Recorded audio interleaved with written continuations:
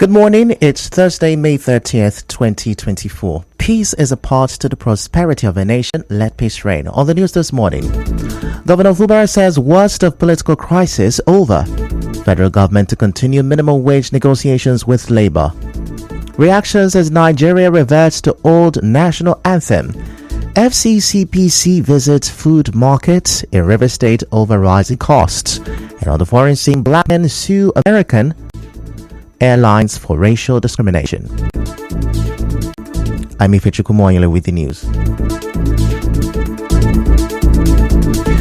River State Governor Siminalayi Fubara says the worst of the political crisis in the state is over. Speaking at the Obiwale International Conference Center, Port Harcourt, where he gave an account of his 1 year in office, Governor Fubara said the crisis he faced just 3 months into his term was a serious threat to his government. The CSP crisis, barely 3 months into our tenure, was not just an ordinary political crisis. It was a vicious existential crisis. But thank goodness, the worst is over. Defended our rights and opportunity to govern our state and advance its progresses in freedom, and we will continue to prevail. The governor also said his administration inherited over 34 uncompleted projects worth over 225 billion naira when he assumed office. He, however, said his administration has so far initiated projects worth over 534 billion naira. The fact and figures shows that we inherited 34 uncompleted road projects worth over 225 billion spread across 13 local government areas of River State. Out of this number, 12 including Oyibo, the Amok Ebema Road, the Ebeda Internal Road have all been completed. Governor Fubara also restated that the state internally generated revenue IGR improved from 12 billion naira to 17 billion naira during off-peak period and 28 billion naira during peak period.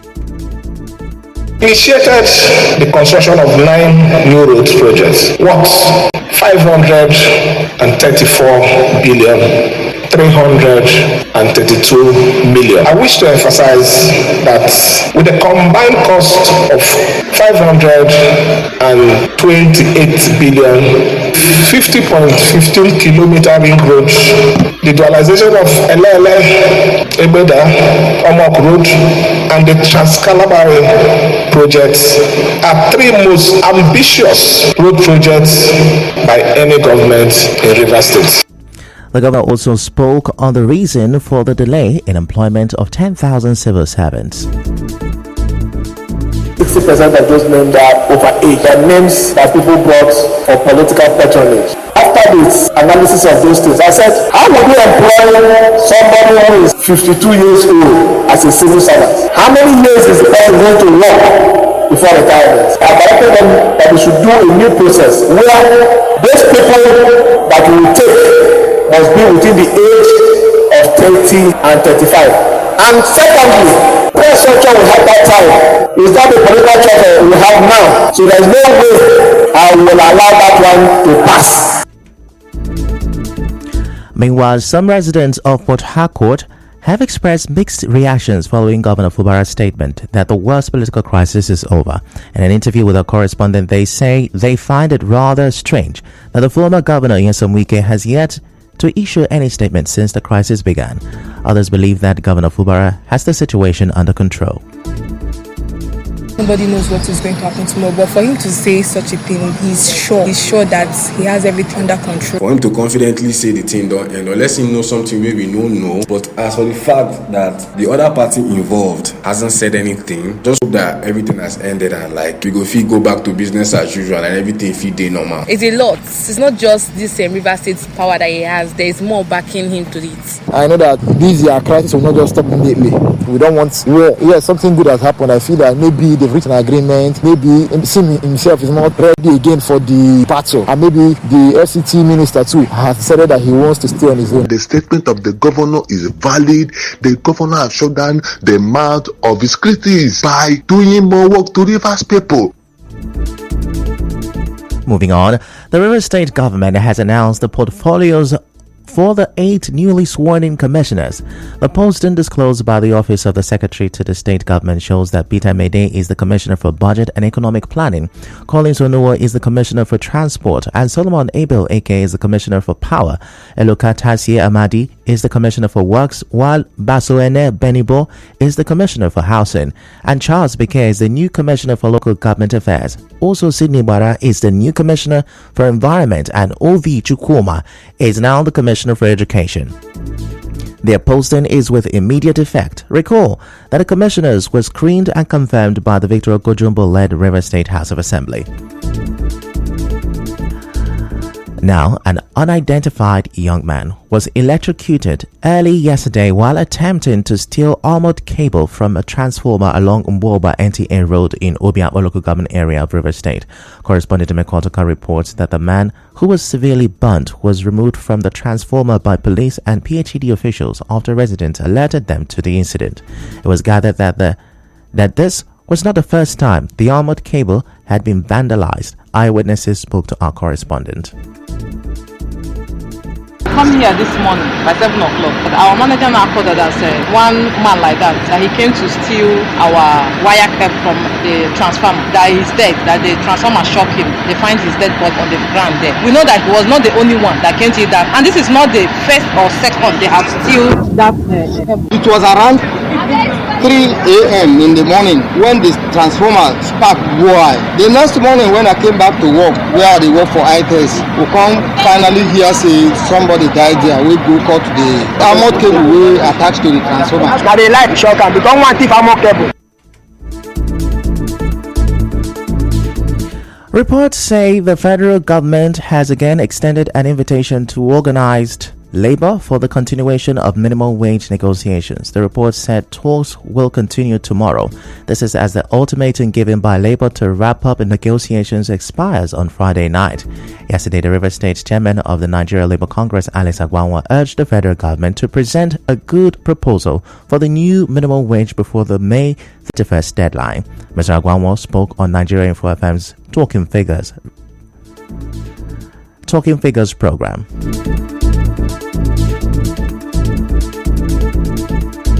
Will be $30, and for what you have now, what is the price of dollar then, and what is $30 per dollar as of that time? So you see the difference are in a very big part. And if you look at the 494 is not take it or leave it. So there's room for compromise, there's room for discussion. The government should come out with good faith, with new proposal, and we have made it clear. It's high time we move up for minimum wage. What most countries have today is not minimum wage, it's a living wage. Government should be there in order to impact on the people, and not impoverish or suffer the people.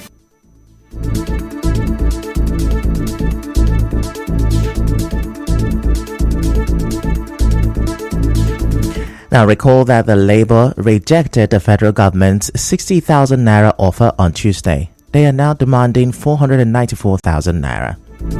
Still to come, FCCPC visits food markets in River State over rising costs. Stay with us. The Clan Simplified Movement in the local government area. Joyful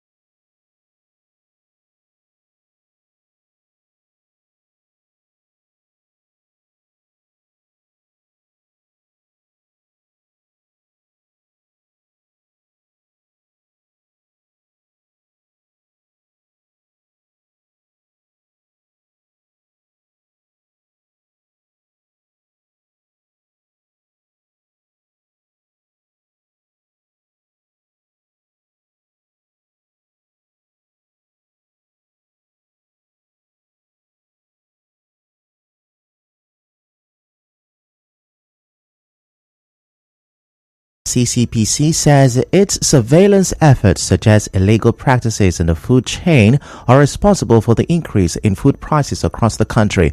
This is as the FCCPC, led by its South-South Zonal Coordinator Uche Buchukoma, embarked on fact-finding interactions with traders associations and marketers to ascertain factors responsible for the continuous hike in food prices. Mr. Chukuma, who spoke with journalists during the market survey, explained that the Commission would develop a concise report of its inquiry and make recommendations to the government in accordance with the FCCPA.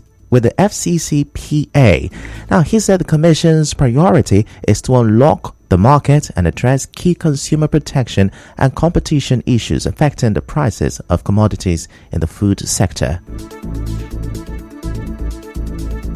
The federal government is not happy that the goods in the market is still very up. Why the dollar has started coming down?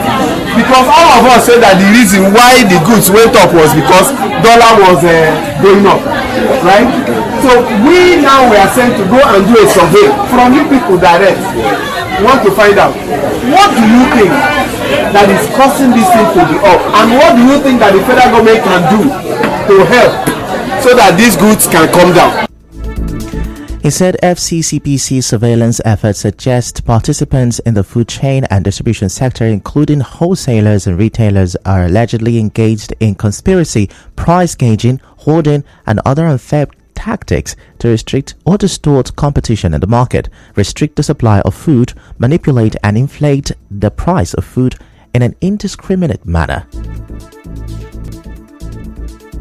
My major take home, one, we have found out that there's a lot of money these people pay from point of purchase. You have been with me. There's nobody that we interviewed that didn't say the same thing. From Benue State to this place, each truck pay not less than 190 to 250. Not anything that is legal to illegality. They pay it to touts. Each local government, each community will take their own. He said the outcome of the exercise would initiate broad-based policies and review economic activities in Nigeria to identify and address anti-competitive, anti-consumer protection and restrictive practices to make market more competitive while also ensuring fair prices for consumers. Now, during the visit at the popular oil mill market in Obiakpo local government area, Secretary of the Fruit and Vegetable section of the market, Daniel Carlo, said the major challenge they face as traders is double taxation.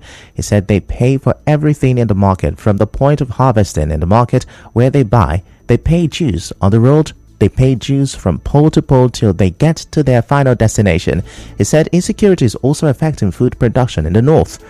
On the spot, chairman of the Bishop Okoye Shop Owners Association in Port Harcourt, Sabinus Osigwe, said government should do whatever they can to reduce the problem of inflation. He said if government can remove these people on the road that collect illegal money, it will go a long way because they harm their business. Other traders lamented that things were getting tougher on a daily basis in the country. Some of the traders at the various markets visited in Port Harcourt pleaded with the federal government to rescue the masses from the food crisis.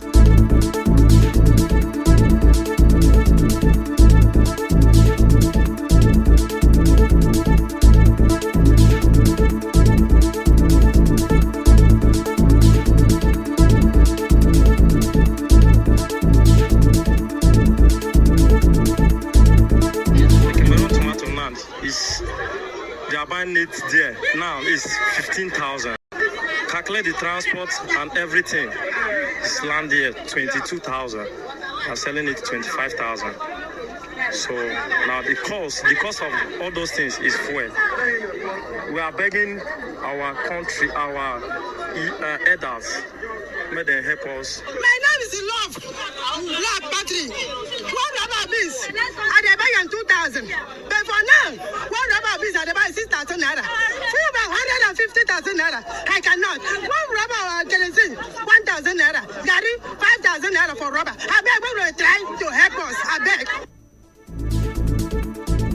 In other news, President Tinubu has signed into law the National Anthem Bill 2024. The bill seeks to reinstate the old anthem, Nigeria We Hail Thee.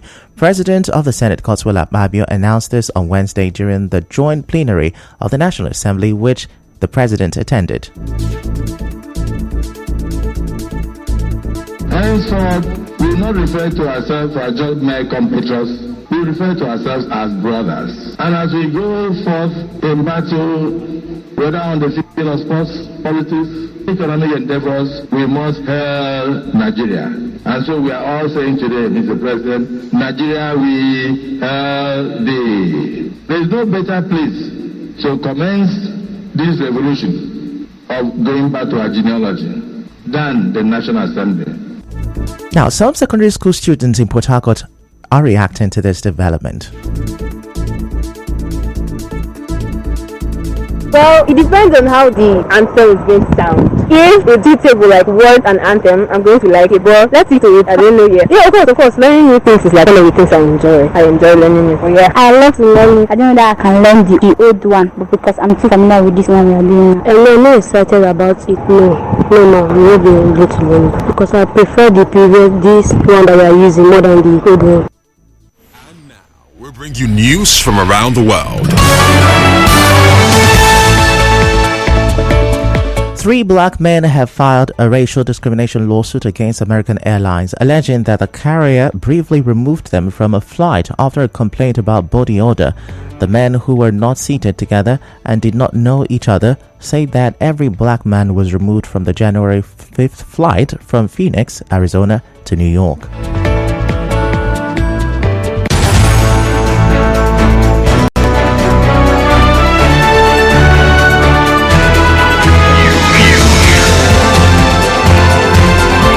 This is the news on 92.3 Nigeria Info.